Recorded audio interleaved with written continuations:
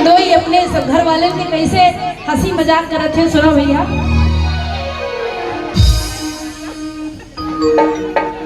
बढ़िया से एकदम से भैया।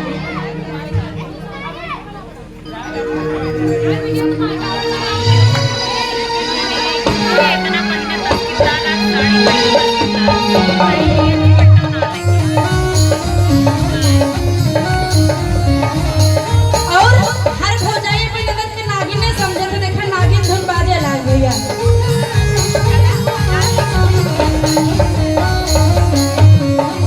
तो हमारे भौजाई लोग नाच दे, यही बहाने ननद के देखा हम लोग मजाक करे जाते, हंसी करे जाते। यहाँ छठ के मेला में, छठ महोत्सव में, तो आप लोग एक बार खड़े के अपने अपने जगह पे झूम लीजिए। भौजाई लोग कितना बढ़िया रही।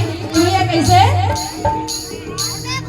अरे ननदो नागिन डांस करेली, हो ननदो नागिन डांस करेली, भरत कोसिया ननदो नागिन डांस करेली, भरत कोसिया पहुना मुर्गा डांस करेले, भरत कोसिया ननदो नागिन डांस करेली, शिवाला घटिया ननदो नागिन डांस करेली, शिवाला घटिया हो शिवाला घटिया, हो शिवाला घटिया, हो शिवाला घटिया, हो छठ पर्व पहुना मुर्गा डांस करेले, करेले कोसिया पहुना मुर्गा डांस करेले, भरत कोसिया पहुना मुर्गा डांस करेले। एक भौजाई है, ज्ञानेंद्र भैया कहा थे कि माँ नंदोई है, तो नंदोई के अपने भौजी लोग क्या कहा थे? वो पहुना मुर्गा डांस करेले, भरत कोसिया ननदो नागिन डांस करेली, भरत कोसिया ननदो नागिन डांस करेली।